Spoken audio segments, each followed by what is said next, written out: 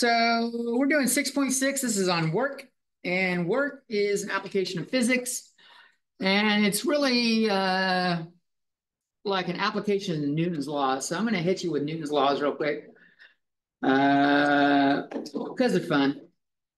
Newton's laws of motion. He's got lots of motion, or lots of laws. He's got Newton's law of cooling. There's several ones. But the laws of motion, there are three. I'm not going to give them to you in order because two of them we're not going to do anything with. The first one is called the law of inertia. This is good shit. I live by this shit. This is my life right here. The law of inertia. Unless acted upon by an outside force,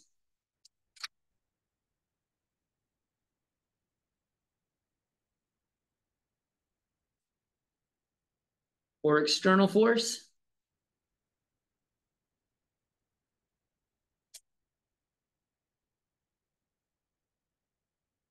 an object A at rest will remain at rest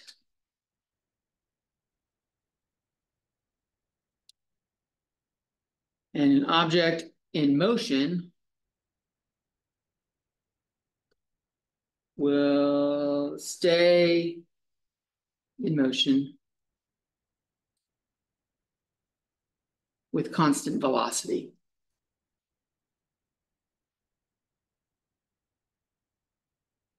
Velocity, for those of you that have taken any physics class, velocity is speed with direction.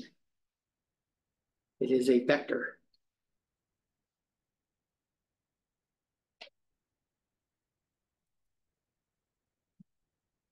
I live by A.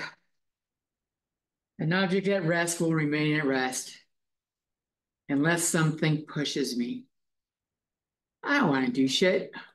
My wife is usually the external force, and it's usually not a physical force. But this law is all about physical forces. She's like, please go do this. The honey-do list, man.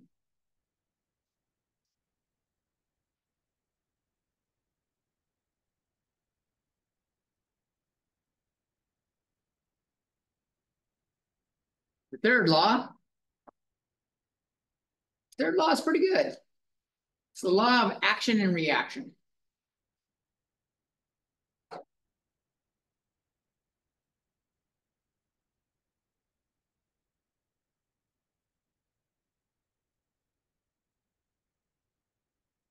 When two objects interact,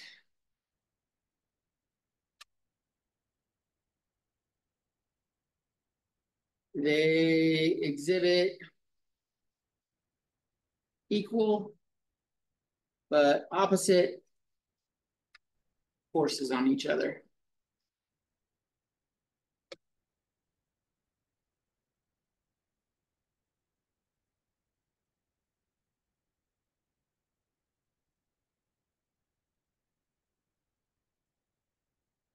And I am guessing everybody in here has personal experience with this law and knows what the fuck I'm talking about. I don't know if this is the best example, but a fucking trampoline. Trampoline's a good example. You bounce on it and it pushes you back up. Now, this is because of the springs, but a similar idea also is standing on land, standing on sand. Sand's even better because you can feel it move a little bit underneath your feet. But as you move it or as you deform the earth that you're standing on, your body is applying force, your weight to it. And so like that deformation, it tries to restore itself. I guess sand doesn't try to restore itself. Let's just go with regular land. It does not restore itself. That's why you leave footprints in sand. It pushes back because you're causing a slight deformation that you couldn't even measure or see. Unless it's like spongy ground, you can feel it. So, yeah. Is that the third law or the second law? This is the third law. Definitely a third law. So if you're standing on the ground, your weight is the force on the ground. Let's say it's got a strength F. Then the earth is pushing back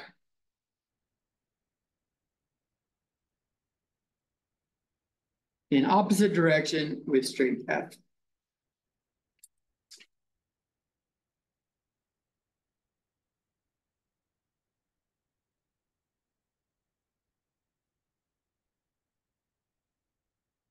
And I'm putting little like these bars on it. These bars, you may think of them in absolute value.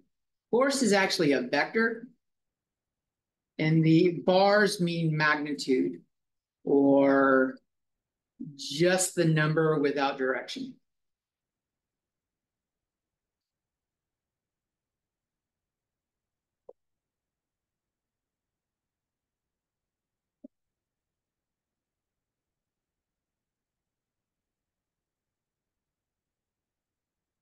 And you will use that a lot in Calc 3, just at the start. I don't even know that you get past 11.1 before they hit you with magnitude. Because chapter 11, the first chapter in Calc 3 is on vectors.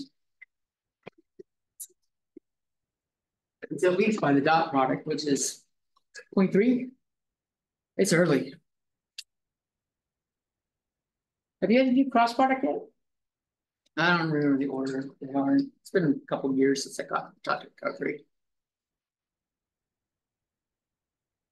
But I've been saving the best one for last. You do the rest of you a little bit second to finish this one.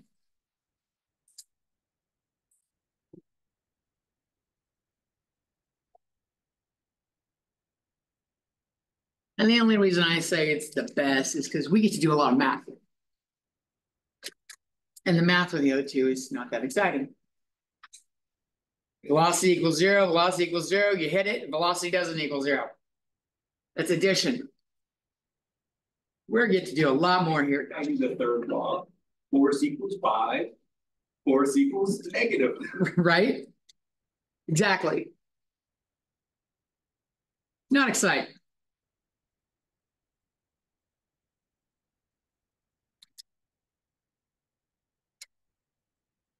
Does anyone need this longer? Okay. So second law, the law of force. And you probably all know what it is. Force equals mass times acceleration.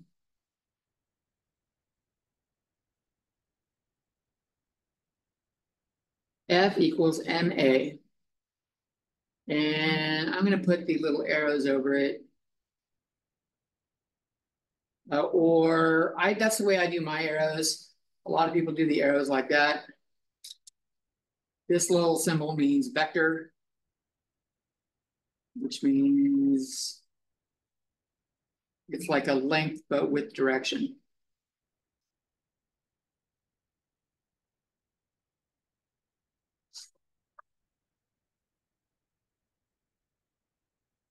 We're not going to use it very much. Well, we're not going to use vectors in here because, well, there's just too much to do with vectors. There's a whole chapter on it.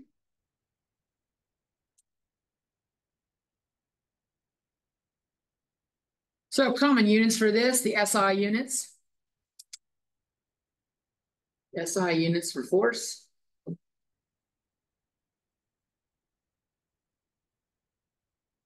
Are in newtons, based on Isaac Newton. And the name of the laws, or the founder of the laws.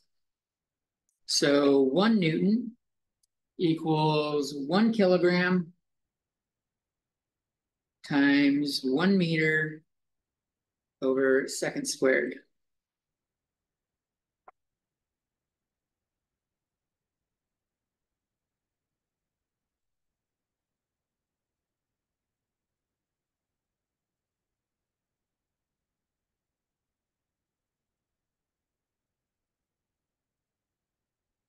A way to think of it is the acceleration required.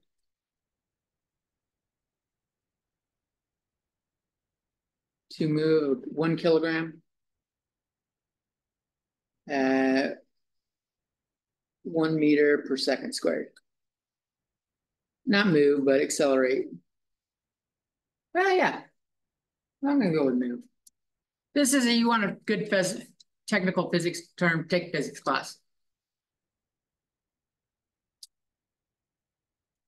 Kilogram is a unit of mass.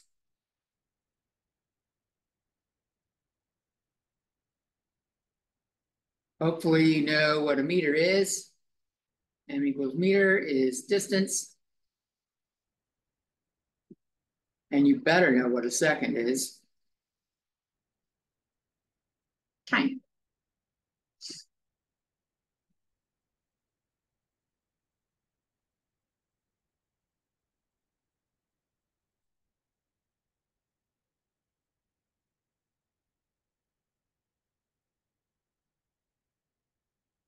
When we look at it in imperial units,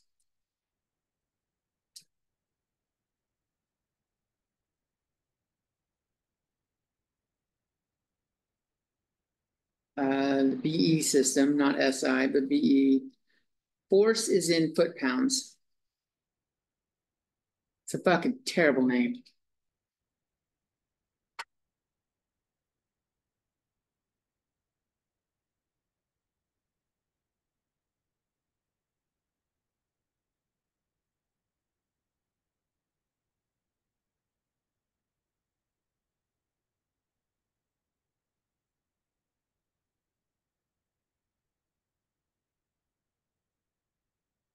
And there's a third one. I don't even remember what the fucking system's called. It's dynes. So dynes have a terrible abbreviation. It's just DYN. And this is move. It's similar to the SI system, the metric system. Move 1 gram at 1 centimeter per second squared. So you probably know SI as the metric system.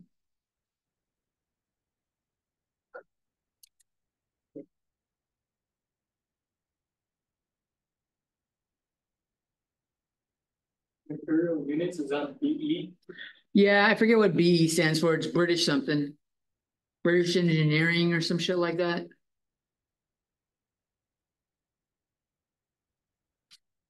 I could probably tell you while you're looking.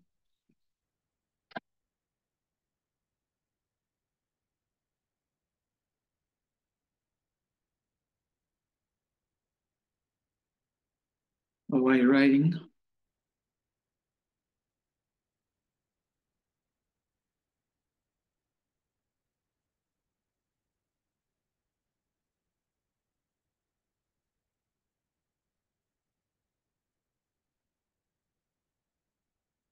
British engineering. And the dyne is called, this is in the CGS system.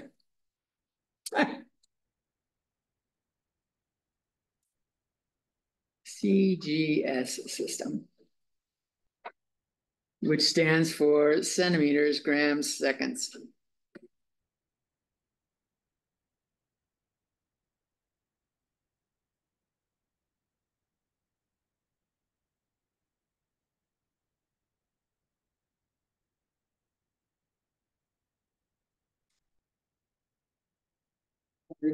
Use all of them or just the metric system?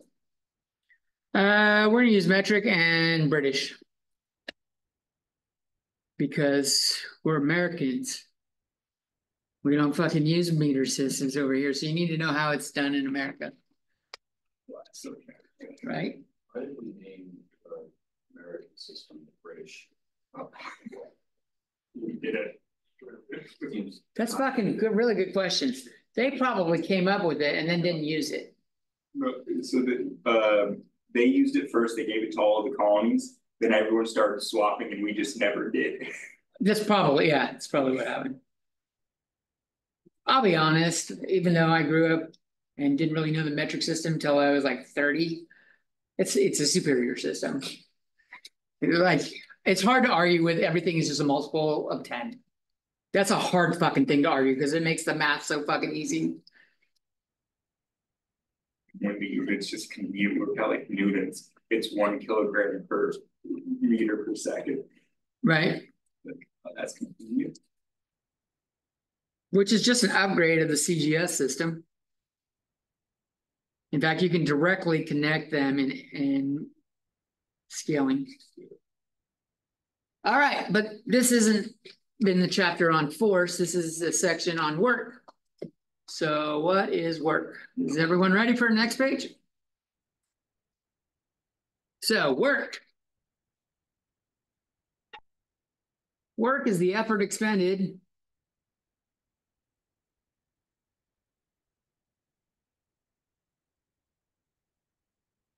to move an object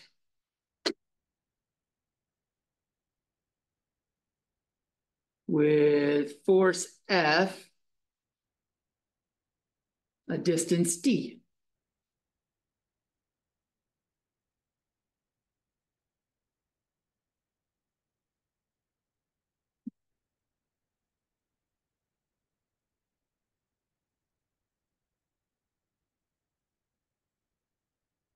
Work equals force times distance. This little dot right here indicates dot product of vectors. You'll learn this in Calc 3 or in physics. We'll just get straight to the good stuff that doesn't have vectors. We can treat it as the strength of the force, the magnitude, times the strength of the distance, or like how long. And I'm going to throw in, it's got cosine theta. So if they're not, if the force is in one direction, but we're trying to like, something is moving downhill, or it's like something sitting in park, a car sitting in park on a hill, gravity's trying to move it, and gravity's downward, but the hill's at an angle. Is it supposed to say force at distance or force in distance? To move an object with a force F, a distance D. So like, let's say we got a box. Here's a picture. And we want to, like, here's where the box is. Maybe we'll do the center of the box. That's like our X naught. And we move it over here, X1. All of a sudden we push it over this way.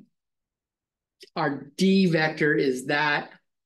The magnitude of D is the length of that. And to do that, the force would be like me pushing directly against it. So like,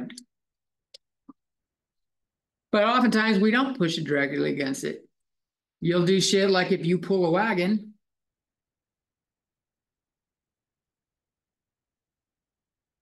the force you pull a wagon with, the force is in that direction, but the distance it's moving is in this direction.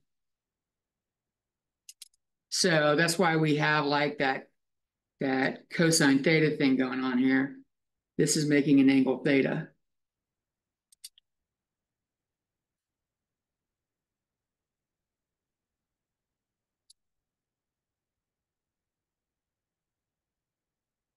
If the force is constant,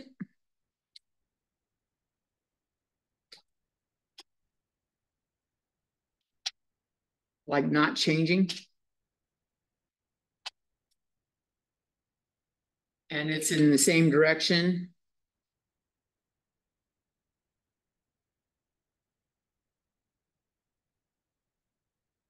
of movement, like theta equals 0 degrees. You'll see that we have work equals magnitude of the force times the magnitude of the distance times cosine of 0 What's cosine of 0? 1. So work equals FD.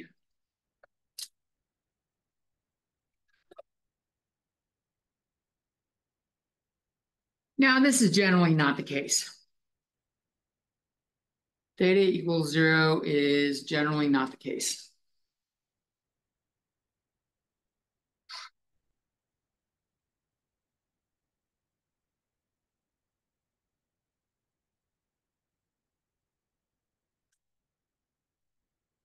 But you could do a lot with the topic of this in physics class, and we're just going to show you the math of it.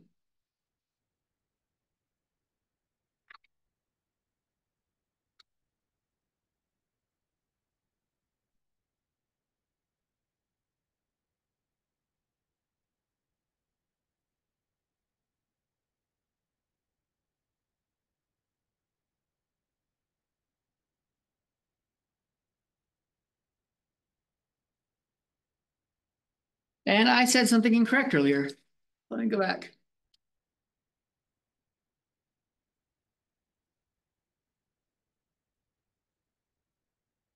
On this page, force is in pounds.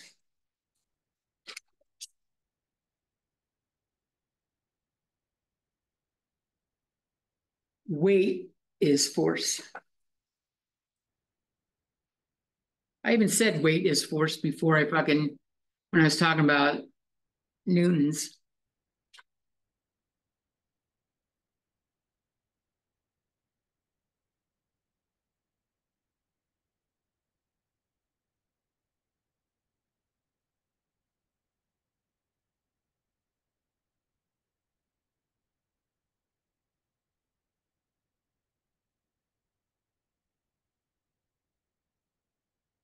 All right. So units of work.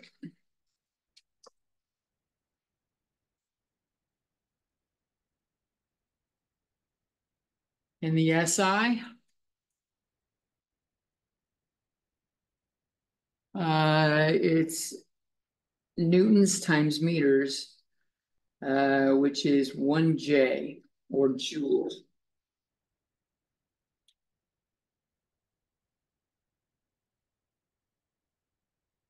In the British engineering one, that's foot times pounds. So foot pounds. LB is the abbreviation for pound. I have no idea why. There's neither an L nor a B in the word pound.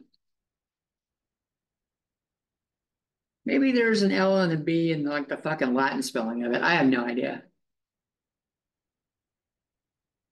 And the CGS system, it's called an erg,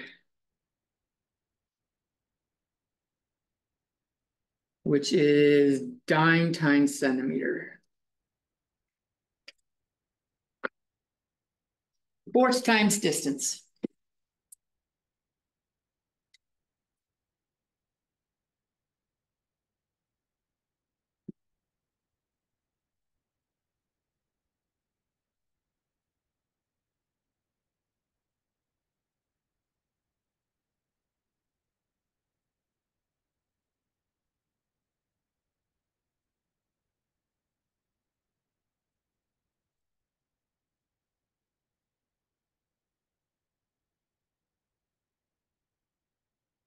We haven't done any math yet.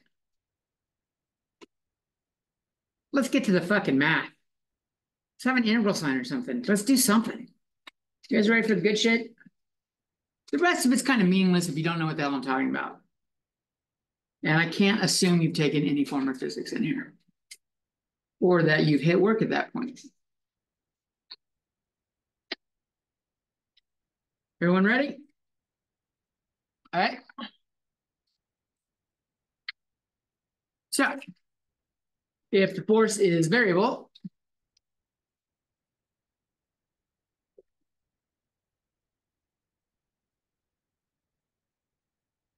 and we're going to do a distance from point A to B, And we'll say that's in a straight line. I don't know why I said straight. Line implies straight. It's my mama infecting my vocabulary.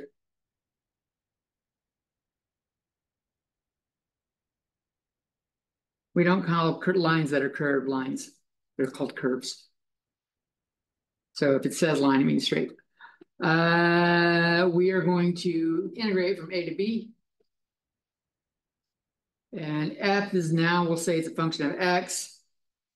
And the distance we move after integrating is dx is the small distance motion. And this one always works. This is work.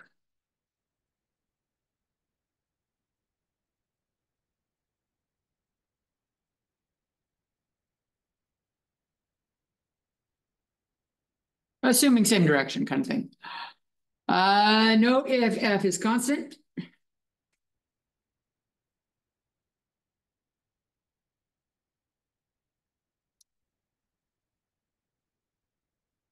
Then it's just like we integrate that, we have F times X from A to B, which is F times B minus A. And this is a distance. So that's like our D. And we still get F times D for work.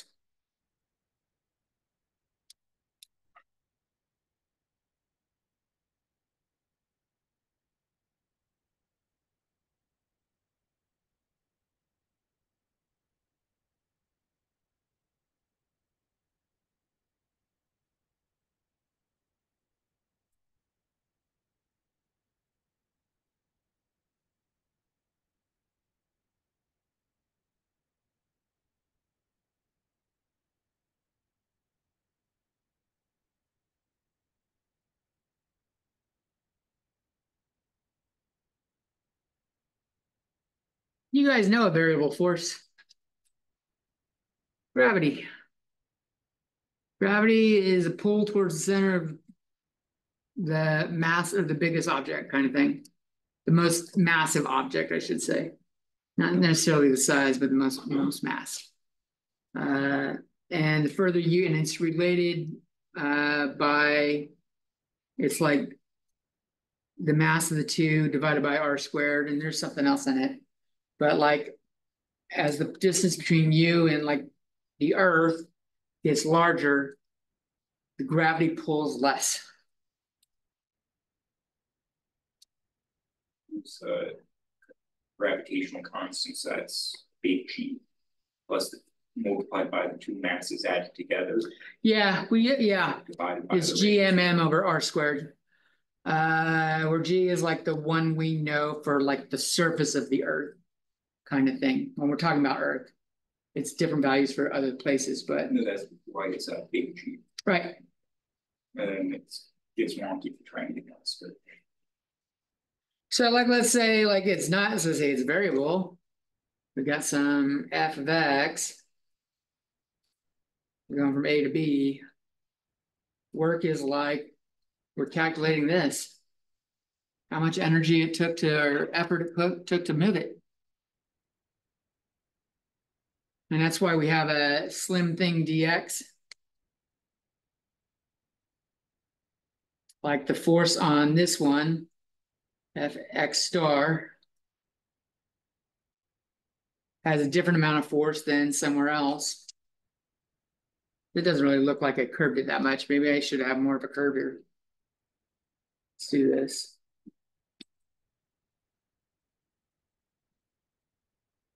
And that's why the force is different for each area.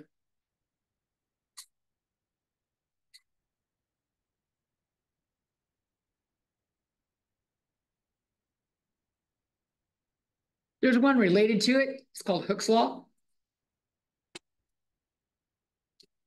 Anyone know what Hooke's Law is about?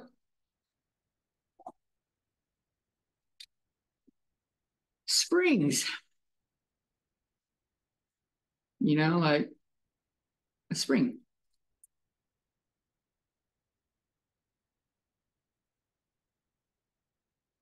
So like, let's do the spring sideways.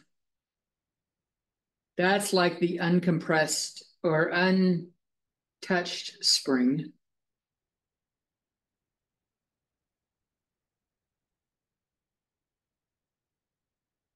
If I pull on it to stretch it out,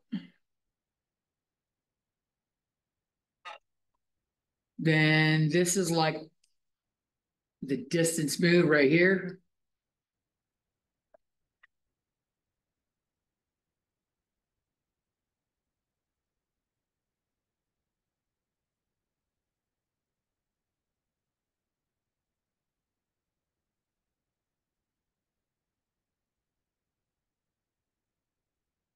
And the force that the spring is trying to do at this point is trying to go back. The force is trying to return the spring to its default position.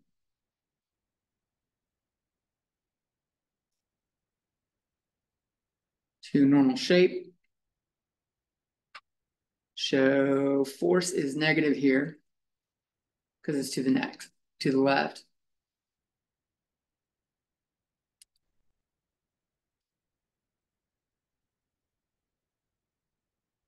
If we compress the spring, like we shoved it a distance d that way, the force is trying to push back and uncompress it. So here force is positive.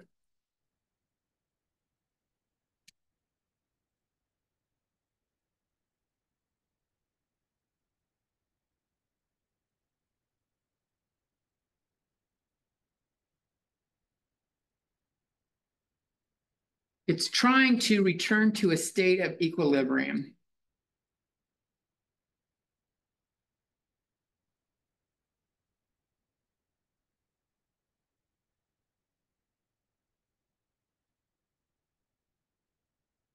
It's almost an effect of the first law.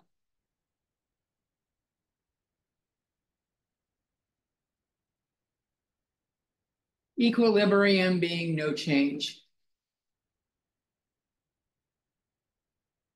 System is not changing. So like that's the first law. Unless you have no external forces, the system is unchanging.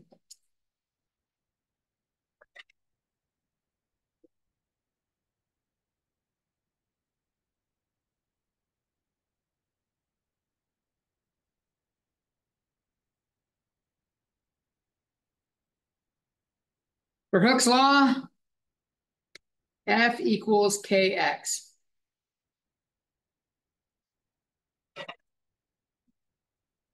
Where x is our distance moved. And K is called the spring constant.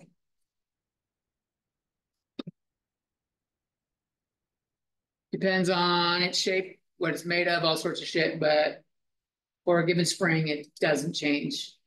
Stretched or unstretched, it's going to stay constant.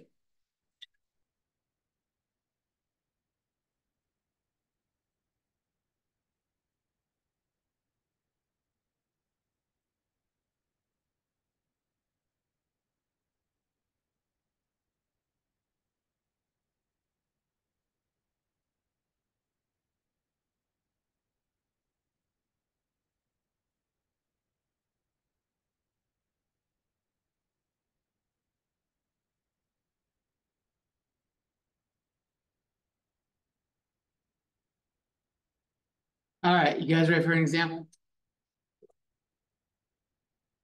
Enough of the boring shit. Well, I don't know that it's boring. Physics is a fun topic. It's just we haven't done any math.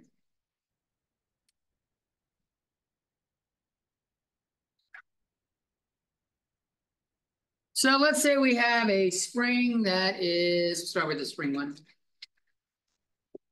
It's 1 foot long.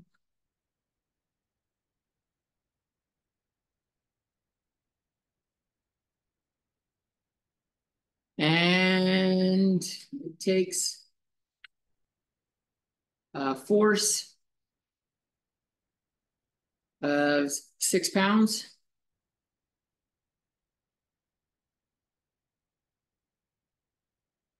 Let's change it. Let's make it like 5 pounds.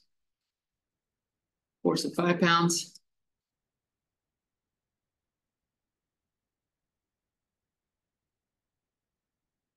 To keep it extended 6 inches.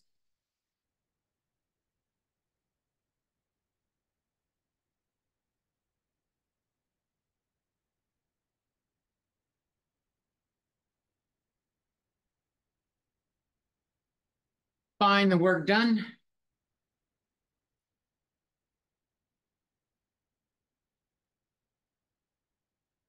To stretch it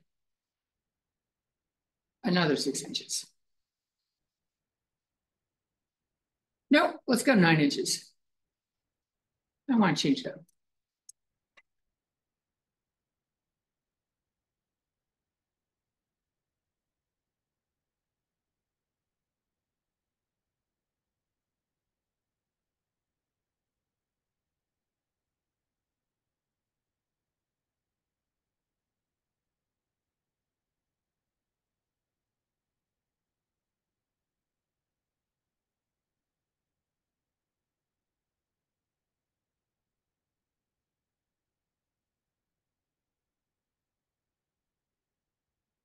And I stretch it another 6 inches. So that's like 12 inches. You stretch it another 6 inches. And the effort to keep it stretched that 6 inches is 5 pounds. And we want to know how much work it takes to pull another knot.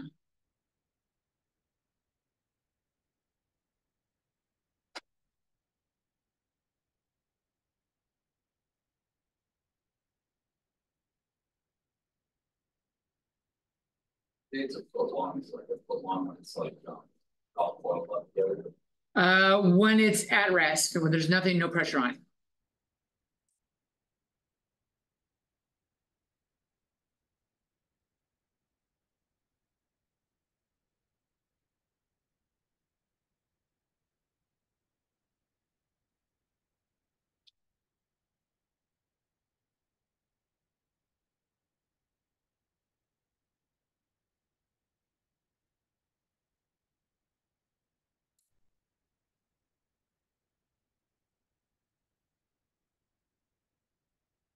So I deliberately used the spring was a foot, and then we were doing stuff in inches. You got to do the same units. So if we're going to use inches, we can do inches. If we're going to do feet, so this here is in inches. If we do feet, we got 1 foot, a half a foot, and 3/4 of a foot.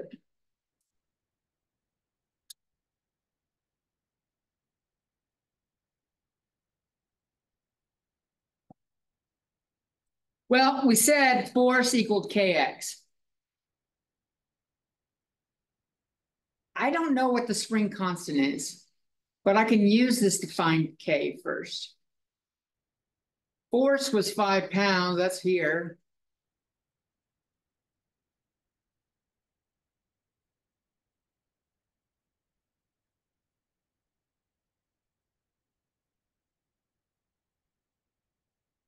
And if we're going to go with inches, there's a reason for favoring inches. It doesn't have fractions in it. If we're going to use inches for x, then we have x is 12 inches. And work will be in inch pounds now rather than foot pounds. So k times 12. So k is 5 pounds for 12 inches.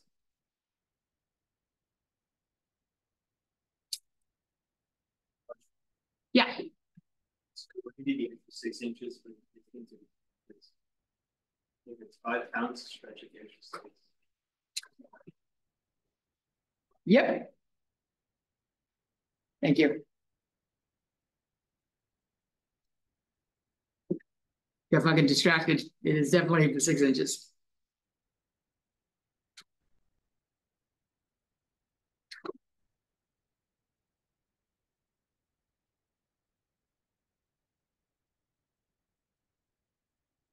Okay, so now if we want to find work is the integral from a to b of f of x dx. It's the integral of 5/6 times the distance is x dx. What would be my limits of integration here?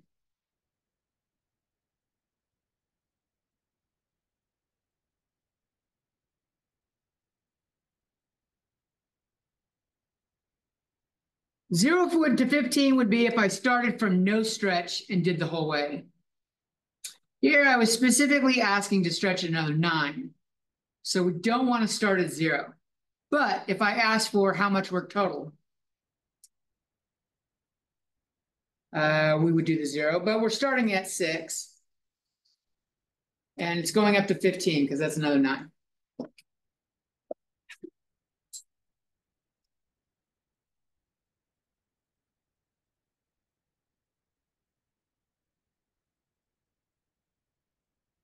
So K spring constant. So we integrate this, we get 1/2 times 5/6 x squared from 6 to 15. So I have 5/12 times 15 squared minus 6 squared. Is that 225 minus 36? 5/12 times 189, I think.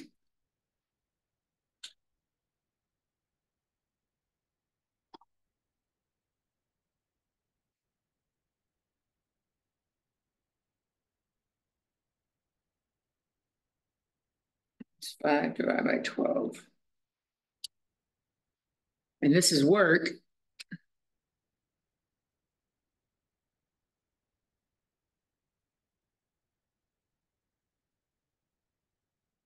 Equals 78.75 inch pounds.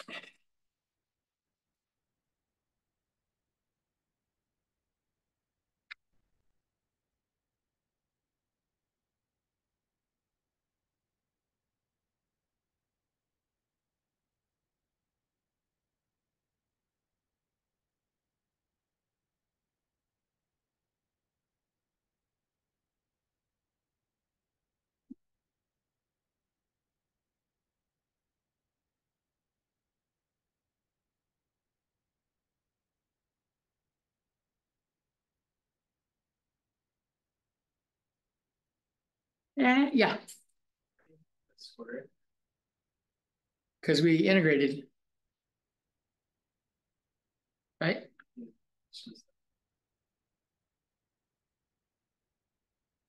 That's why the 1/2's there too.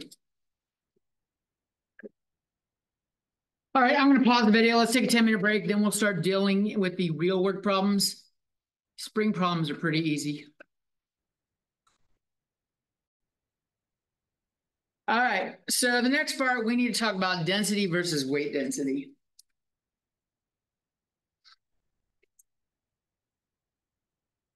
We usually give it the Greek D for delta versus weight density, which looks like a P with a little bit of a curl to it, and it's pronounced rho, kind of like Roe v. Wade. That kind of same pronunciation, rho.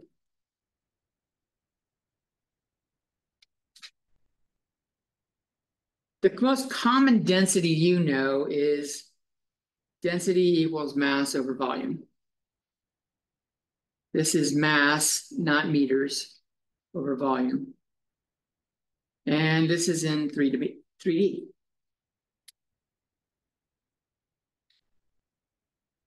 But we do have other variations of this. We can have mass over area.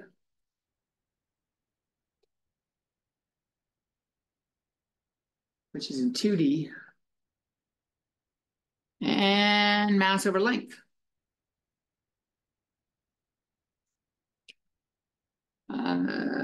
L.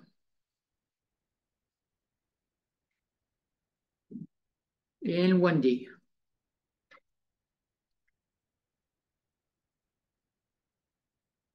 You don't do 1D shit for very many problems. In differentials, you will. You'll do a couple. Like the bar of metal is hot on one side and it's fucking cold on the other. How quickly is the heat diffusing from the fucking hot side to go over and warm up the cold side? It's a differential equations problem, but it's literally in only one direction. Then we have weight density. Rho is only in 3D, it's weight per volume. Or W over E.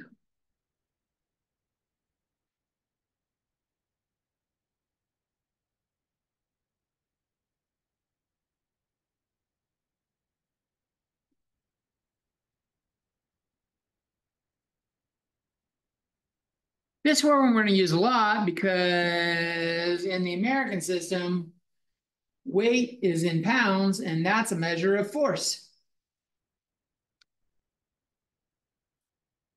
Yay, force. You don't need to worry about acceleration.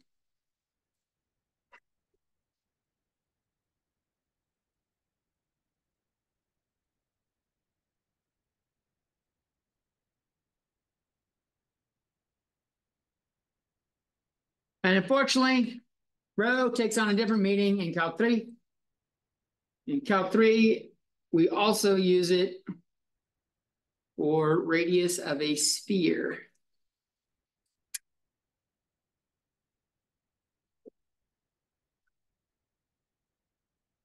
I say it's rho. Yeah.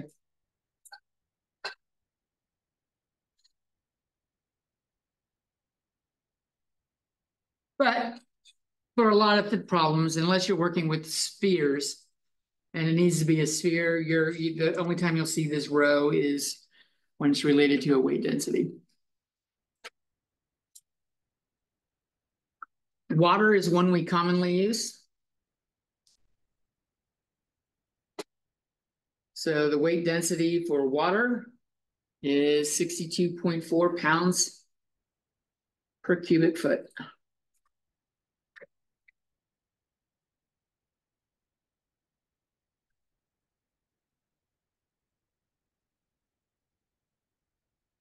Which is a cube of 1 foot by 1 foot by 1 foot.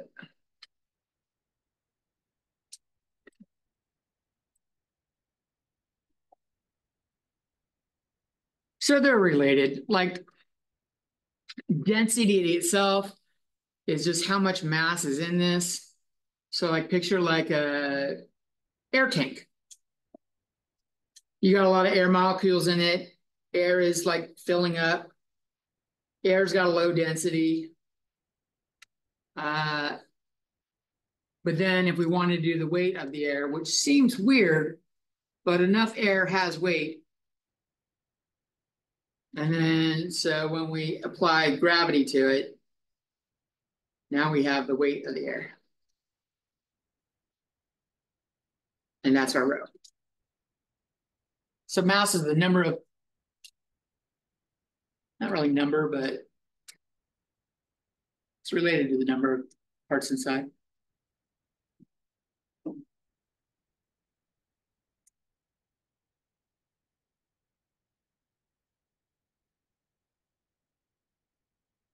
And we're going to see when we look at work,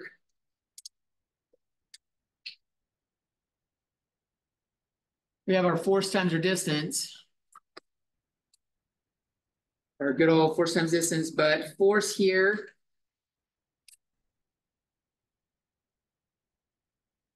this, if we use rho,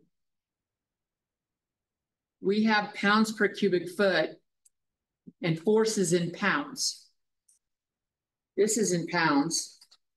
This is in pounds per cubic foot, which means we need to multiply it by something that has cubic feet, which would be volume.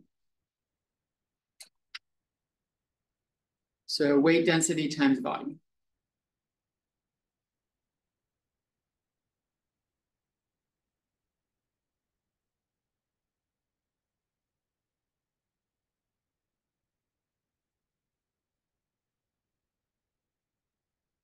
Now we start page long fucking problems. Well, I don't know if it's page long.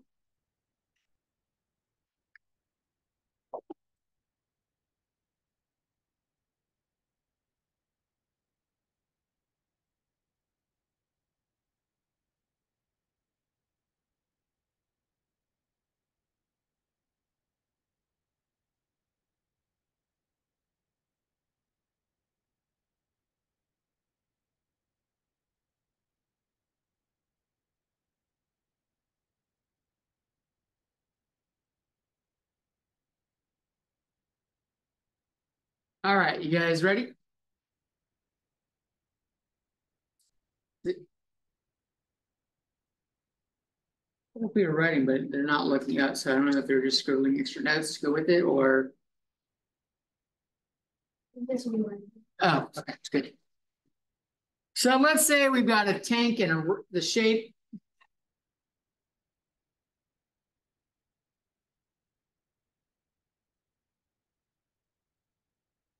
of a right circular cone.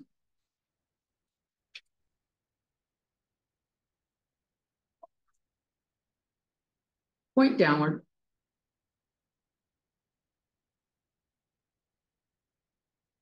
Filled with water.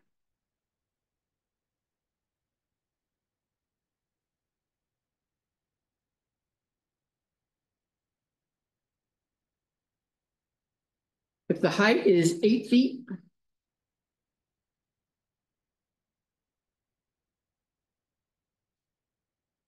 and radius is 3 feet, find the work done to pump the water out.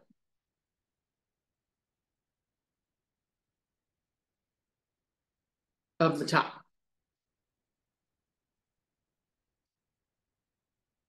We're not just going to put a little spigot on the bottom and let it open up and let it drain.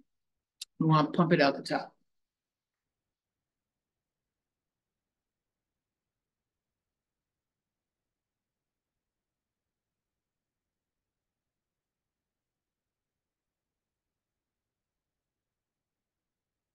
And we had, this is water, so I'll rewrite water's row here, 62.4 pounds per cubic foot.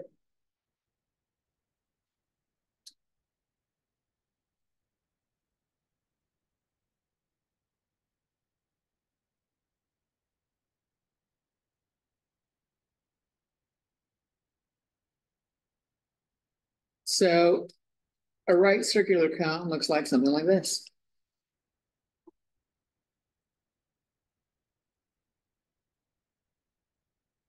That's the R equals 3 feet right there. The height is that, which is 8 feet. And I think they call it a right circular cone because that makes a right angle right there.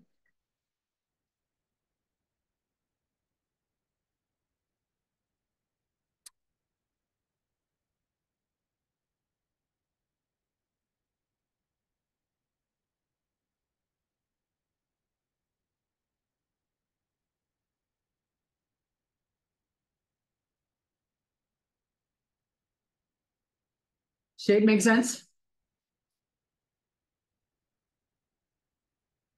So something handy to do is put the origin at the tip of the cone. I'm actually gonna make a graph here. But that's going up, that's our y-axis, and our x-axis goes this way. Which means this point right here is 3 feet, 8 feet.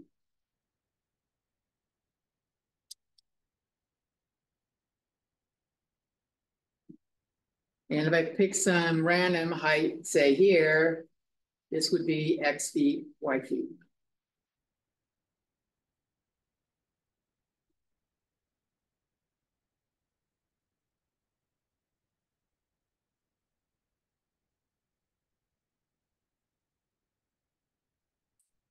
So let's picture some circular cylinder at this right height here.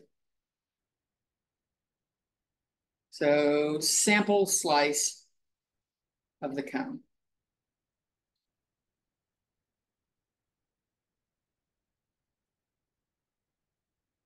Radius is x.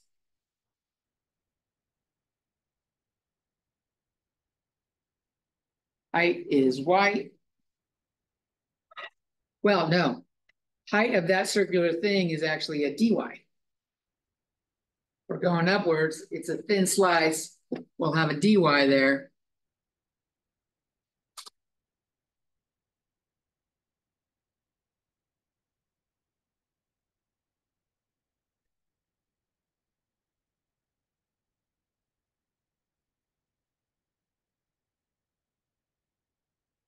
And I'll color it blue because it's water.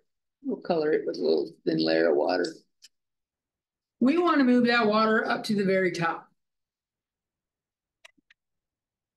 So that's the distance d we want to move that slice.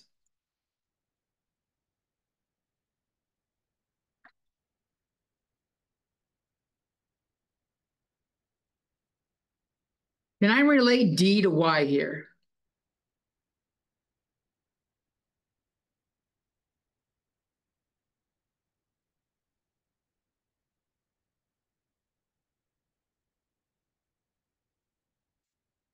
What?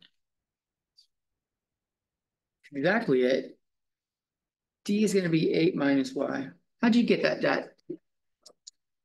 So for example, when y equals 0, so this problem we're essentially slicing infinitely small slices. So we're going from the bottom to the top. So for example, the first slice, which is y equals 0, we have to move it a distance of 8 feet. Right. For example, when y is equals 4, we need to move it a distance of 4 feet to reach the top. Yeah. Another way of looking at this is it is already up a height y, and d plus y needs to equal 8 to get out. So d equals 8 minus y. But that's a good way of reasoning it. In fact, I do that a lot when I'm figuring out what shit's doing. I do 0 and I do like the full, and then I do like 1 in the middle and go, what's it got to be if I make a formula out of it? So we're doing, apparently this work is changing depending on our distance here. So we're going to have an integral of f dx.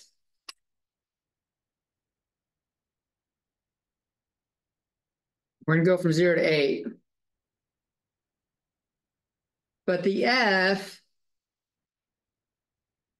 has got to be the weight density of the water times the volume of that slice. And maybe not dx, but dy, because we're going upwards.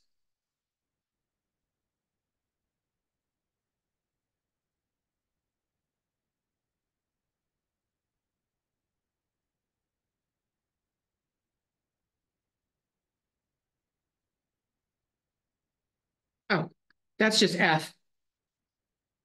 Sorry, work is fd. So we need our distance in there.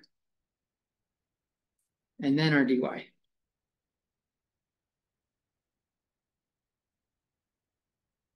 Work is force times distance.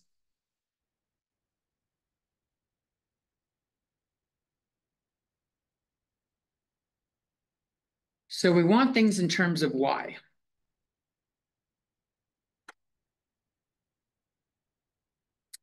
Distance is easy. We already have it in terms of y.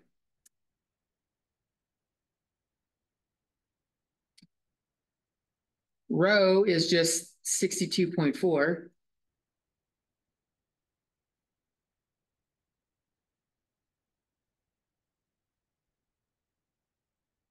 And this is the P times V.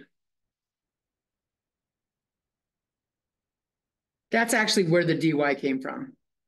P times V times dy. I'll put the dy over there. Because the volume of the cone is, like, that's the height component. And then we need the area of the disk. So this is looking like 0 to 8. 62.4. I'm going to put pounds per cubic foot.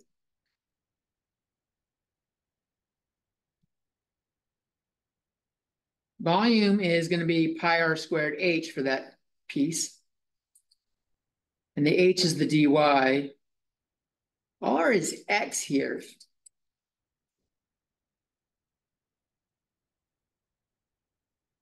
And then we have our height, which is 8 minus y. So rho times v times d.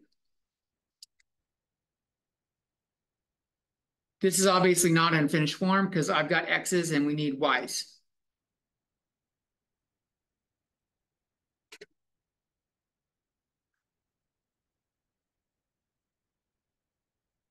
So what can I do to get x in terms of y?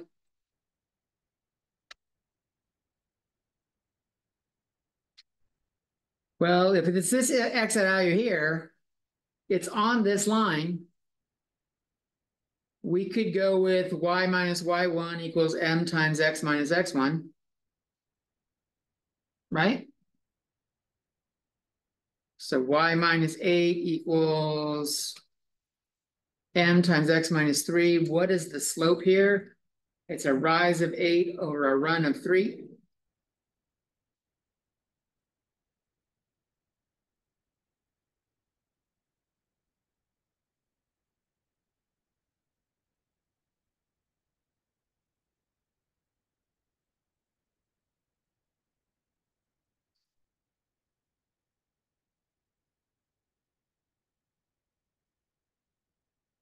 But it's probably easier to start at 0, 0. x1, y1, let's use 0, 0. It's going to do the same thing. In fact, it should be because our intercept is 0. So y equals 8/3 x, which means x equals 3/8 y.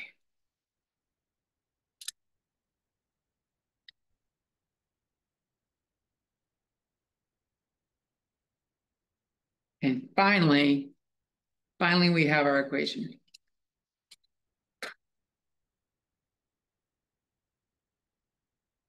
So I'm going to pull the 62.4 out. I'm going to pull the pi out.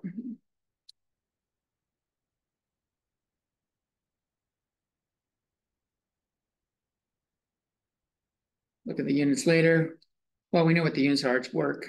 So it's going to be foot-pounds here. We're going from 0 to 8. We did the pi already. Our r squared, x squared is 3/8 y squared. So that's 9 over 64 y squared. Times 8 minus y, dy.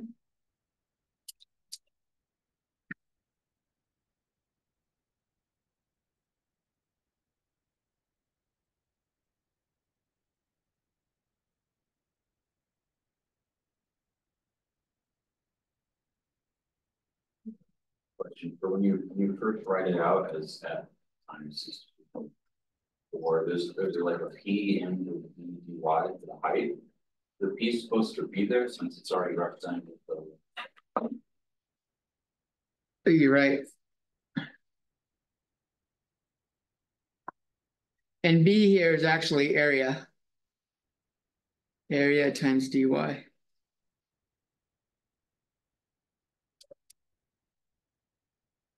This is the better way of looking at it. Rho times v times d. See, b was area of the circle times dy. So I'm going to move that 9 out front. So I've got 9/64 times 62.4 pi. We're going from 0 to 8. If I distribute that y squared, I have 8y squared minus y cubed dy. This gets a little bit easier to see.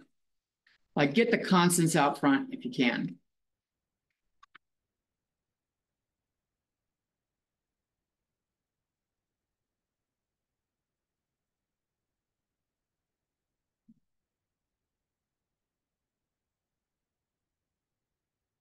So I've got 9/64 times 62.4 pi. If I integrate this, this is 8/3 y cubed minus 1/4 y to the 4th from y equals 0 to 8.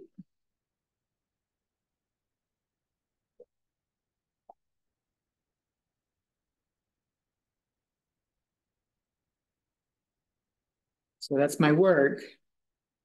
I've got 9/64 times 62.4 pi times 8/3 times 8 cubed minus 1/4 times 8 to the 4th. This will be in foot-pounds. I'm going to just find out the pi portion without calculating pi in there first. Actually, this is like, if I condense that, that's 1/3 times 8 to the 4th minus 1/4 times 8 to the 4th. 4/12 minus 3/12. That's just 8 to the 4 over 12. That's going to make my calculator a bit faster. Raised to the 4 divided by 12 times 9 times 62.4 divided by 64. I'm getting weight equals 2,995.2 pi foot-pounds. So far, if I multiply by pi, where's my trusty pi key? If I do it to the same number of decimal places when I round, 9,409.7 foot-pounds.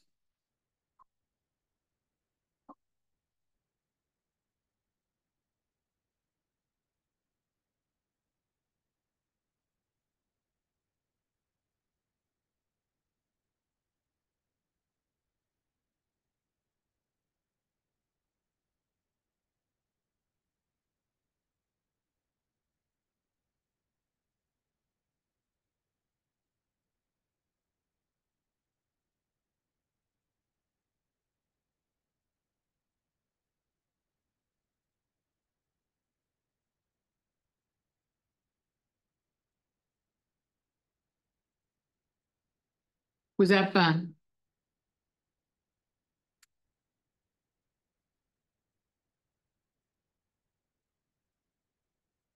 Another way you could have done this to find the line, we could have done similar triangles. This was 3, this was 8. This was x over y.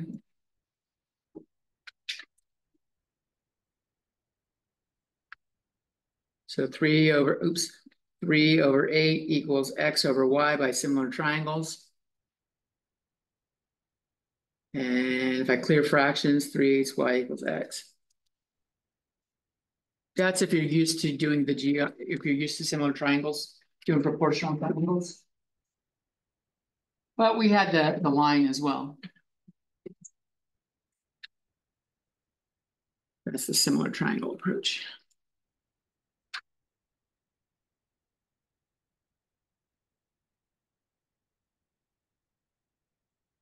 All right, you guys ready for another one?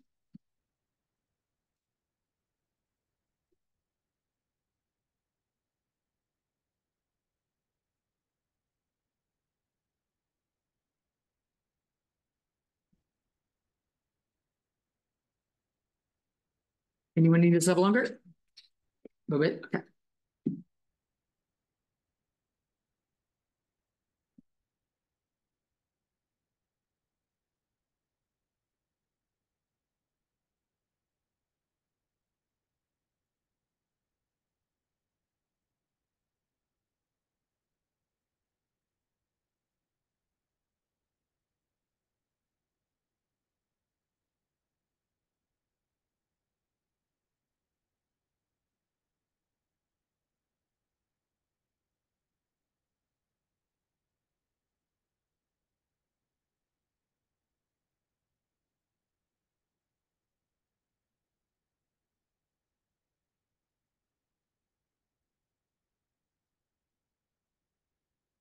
Did anyone else do the calculation, get the same thing?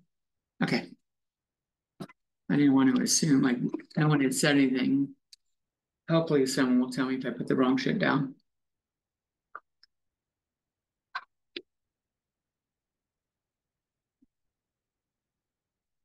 That should look like a minus sign right there.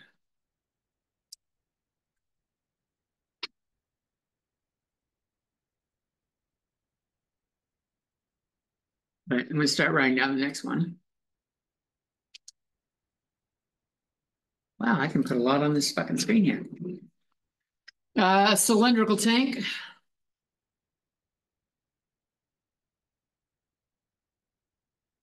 Radius 6 feet and height 10 feet.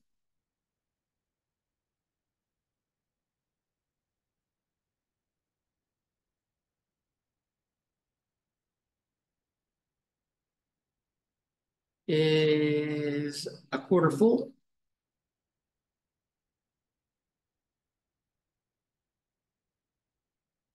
Of water.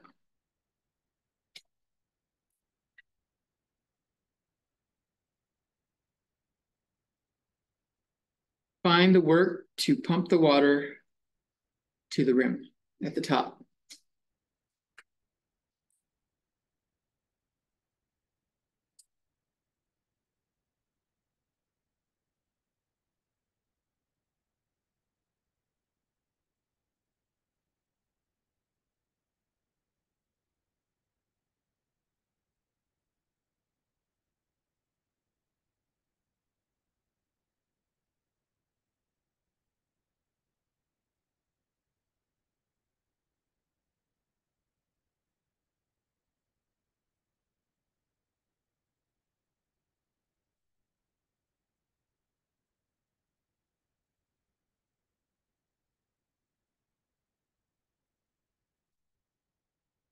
Okay, so if we draw a cylinder, cylindrical drum,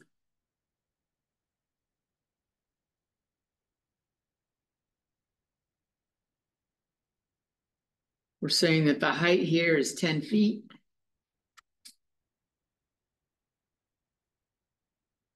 The radius is 6 feet.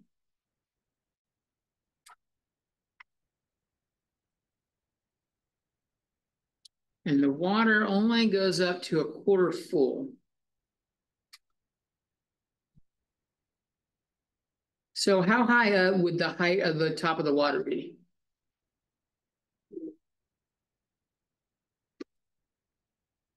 2.5, right?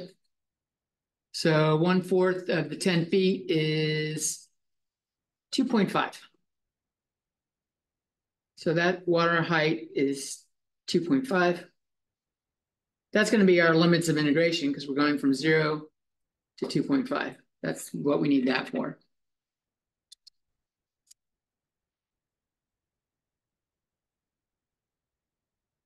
We're going to have some layer here.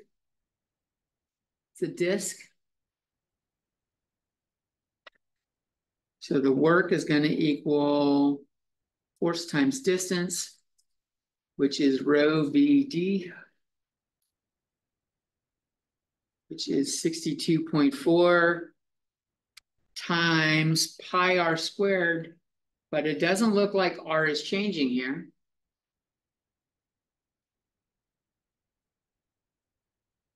And times height.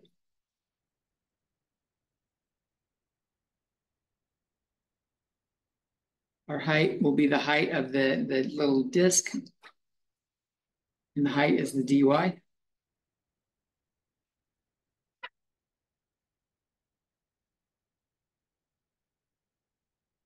And the distance is what?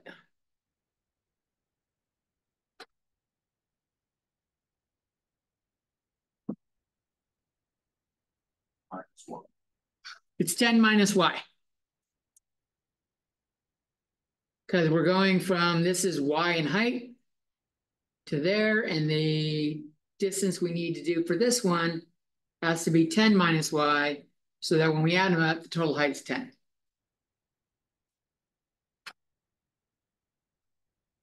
So what is 36 times 62.4. So we've got 2,246.4 pi times 10 minus y dy. That's our f times d. But we need to integrate it because we want our actual distance here. So we're going to go from 0 to 2.5 like we said earlier.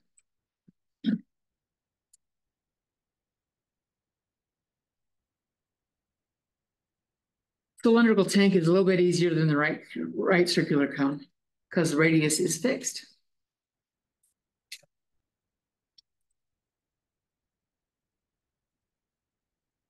So I've got 2246.4 pi.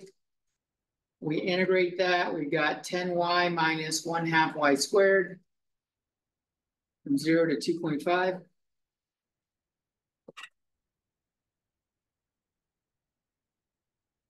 That will be our work.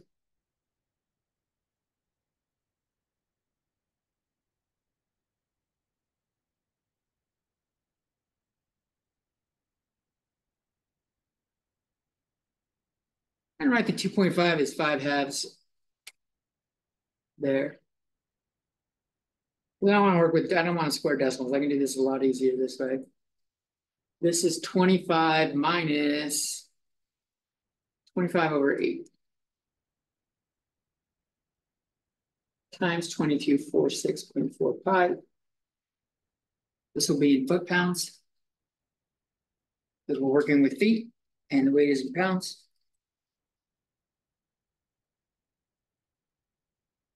So 25 minus 25 divided by 8 times 2246.4. Holy shit.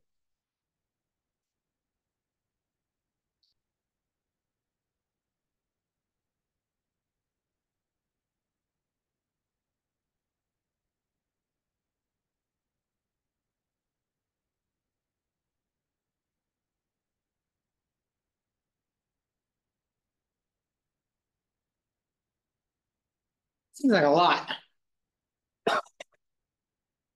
But the radius is twice as big as our circular cone. Our height is taller, and we're doing the full circle the whole way. It doesn't taper down to a point. So it should be a lot more than what we got in the last problem.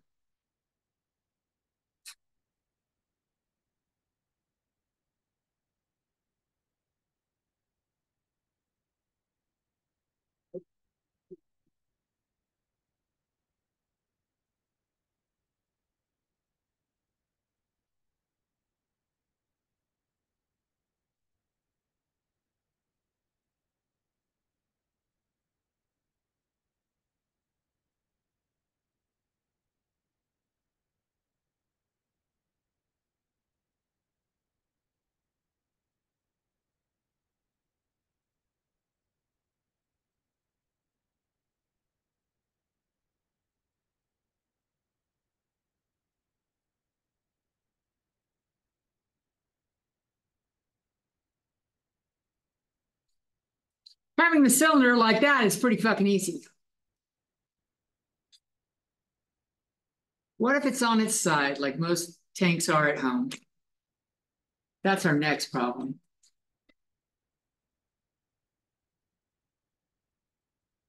Then we need, does that longer? All right. So we got a cylindrical drum on its side.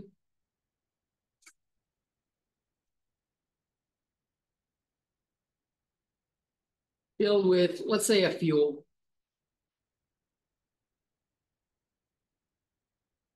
With a row, let's make row nice and simple with a weight density of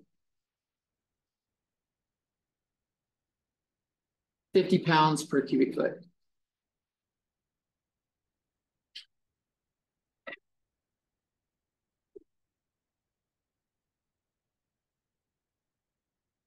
Drum is 10 feet long with a radius of 3 feet.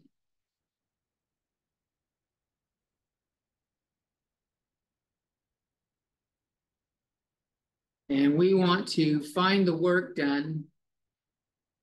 Find the work done to pump the fuel. 1 foot above the top of the tank.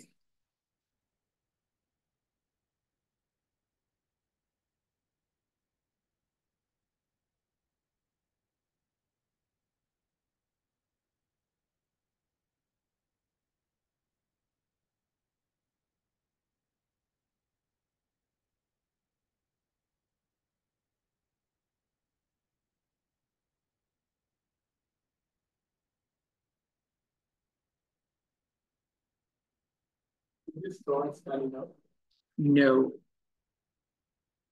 Unless you're able to convert how gravity is gonna, what it's gonna look like going sideways.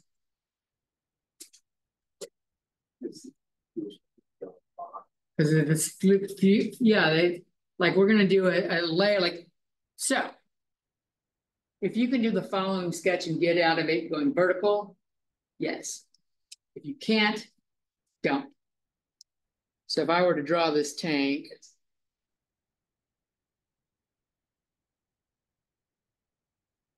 and I'll drop axes right in the center of the tank, make this a little bit easier. That way I can use the equation of the circle in here. I am looking at a slice right here.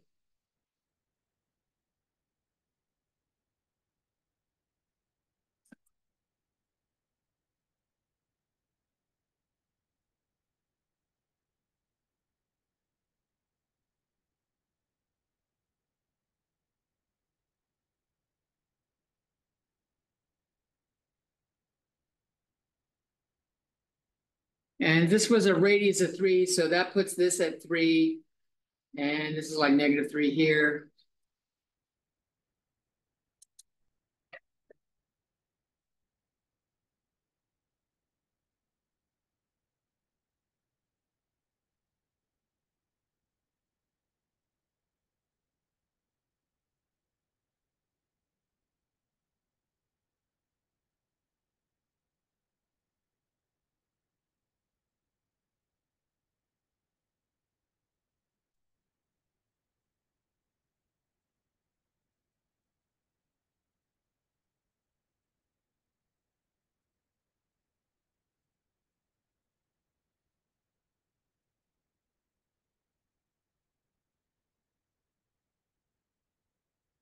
And so we're doing work equals, we're gonna have to integrate F times D or rho times V times D. And the thing here is length times width times height. We no longer have a circular piece.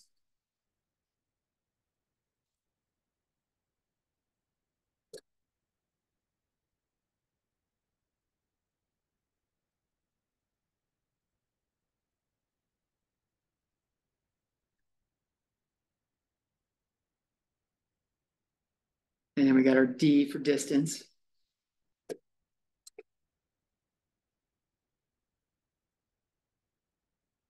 So we'll call this length and we'll call this width. And our height is going to be a dy. Our length is going to be constant anywhere along that tank. Our length is going to be 10.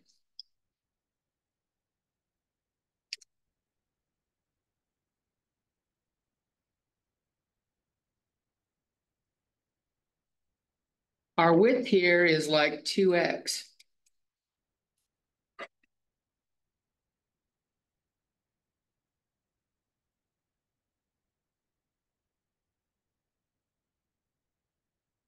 And if I want to pump it to 1 foot above the tank, I need to go 1 higher.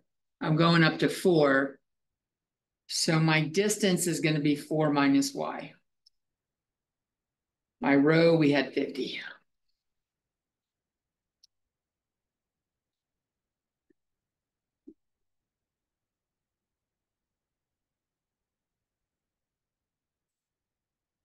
Does the 2x make sense? This is like x here and that's x there. So the width of it is 2x. That's where I got the width. But we're in terms of y, so I need x in terms of y.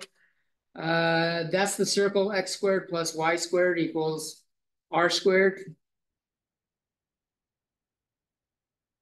So x is the square root of 9 minus y squared.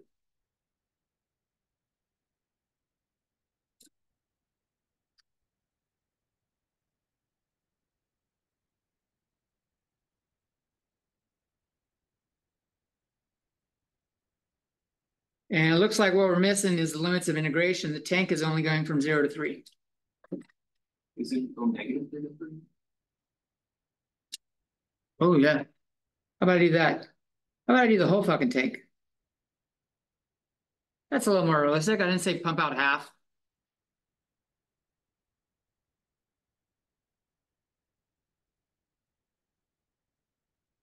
Even the great and powerful Oz makes mistakes. Don't look behind the curtain. All right, so let's put this together. And we're going to plug in the x we have. I've got negative 3 to 3. 2 times 50 is 100. Times 10 is 1,000. I'm just going to move the 1,000 out. That's 1,000. And then we have x, which is 9 minus y squared. We already addressed the 2. And then I've got times 4 minus y dy. Oh, that Nelly, that's a bitch. This is not a friendly integral, is it? Let's split it up.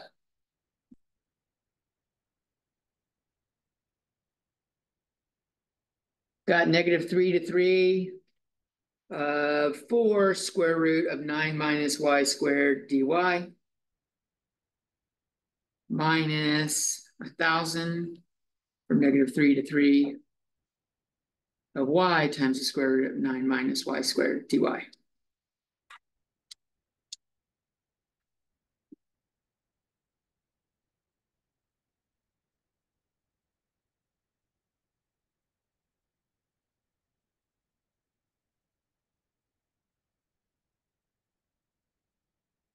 If I move the 4 outside, let's just do it in parts. If I move the 4 outside, that's 4,000 times negative 3 to 3 of the square root of 9 minus y squared dy. I have a question. What is that supposed to be 4 minus 1?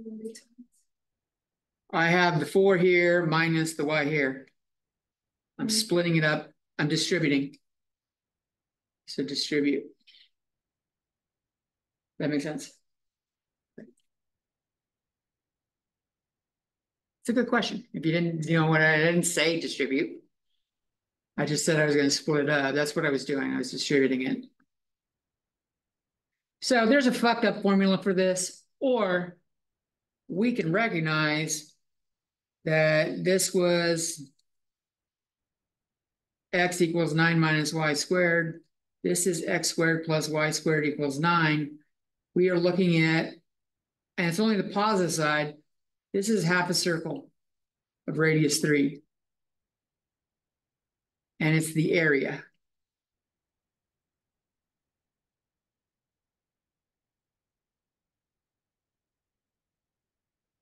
So that's all going to boil down to 4,000 times 1/2 pi r squared. That's the first part.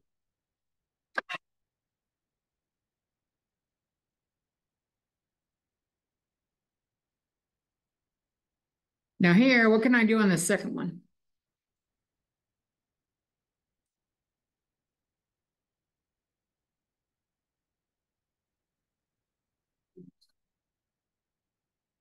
What? I think a u sub is probably the easiest thing to do right here. If we set u equal to 9 minus y squared, du equals negative 2y dy. And we have y and dy. So I'll just move the -2 over by dividing. -1/2 du equals y dy. So these two parts will get replaced by -1/2 du.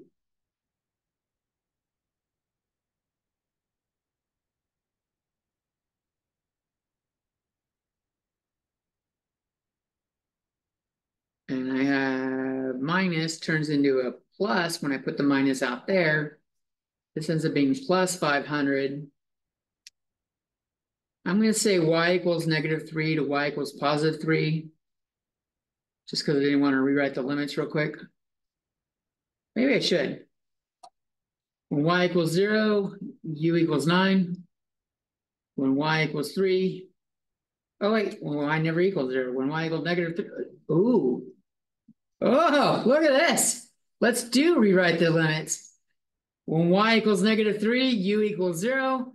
When y equals +3, u equals 0 also.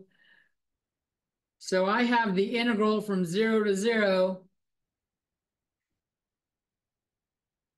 of u to the 1/2 du. What is this part right here?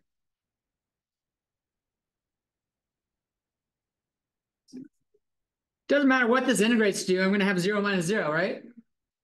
This part goes to 0. So this is what we're looking at. I've got 4,000 divided by 2 is 2,000 times 9 is 18,000 pi.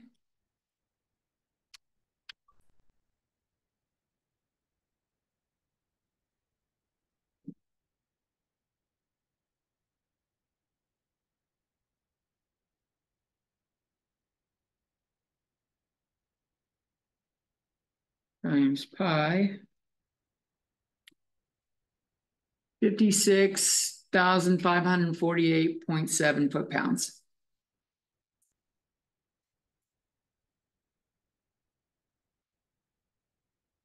Sometimes redoing the limits of integration makes it nice and easy. That's beautiful. You want shit like that. But for square, why does it have this? Because it's only the positive side. And x would normally be, if I did this, x would have been for the full circle plus or minus. We're not including the negative side.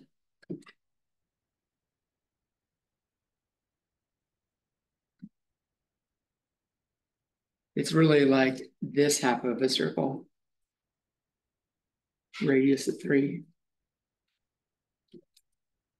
We don't have the negative half.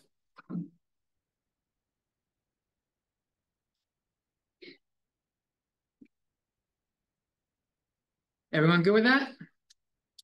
The answer is 18,000 pi. Foot-pounds. That's the clean approach. The cleanest answer. The exact answer. That's a nice exact answer. It's not really all that usable. Exact versus usable is, you're going to find, and this is why I went into applied math rather than theoretical math. For most shit you use it for, you got to fucking round somewhere. And all of a sudden, exact answers are meaningless. They don't fucking help you. You need a number.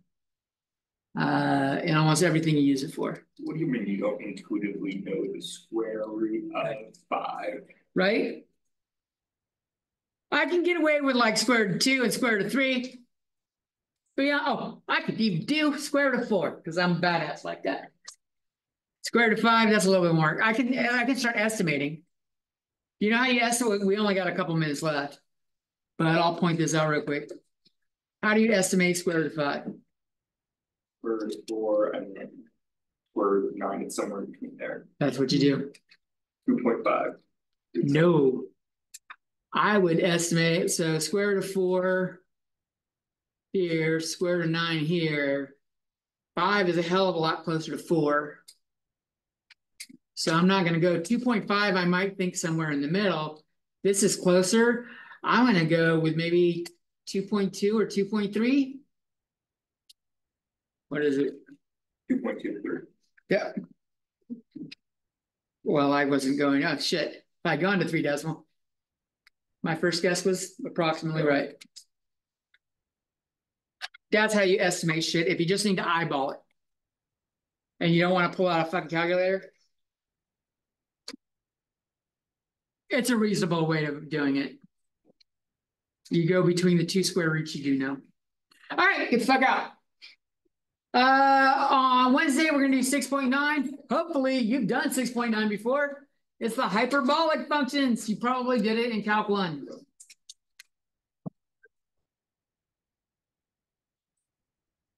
So like hanging cables and shit like that. But it is an application and it's probably been a while. This is the application section. I will make a video on momentum. It won't be on the test. And I might even make a video on 6.8, which is fluid pressure. I don't think any of the other teachers do fluid pressure here. But it's like how much pressure is on something that's submerged in water. Oh, that's, Yeah, there's a lot of applications like submarines and shit like that. Stuff in a tank. you know, I know somebody that that's not fluid pressure, it's not a year or so back. When they were headed down to the Titanic. Oh, right. Right? I'm off the screen here. You know what, they were paid a couple $1 million. Have a good day, Professor. You too. See you guys later. Stop recording.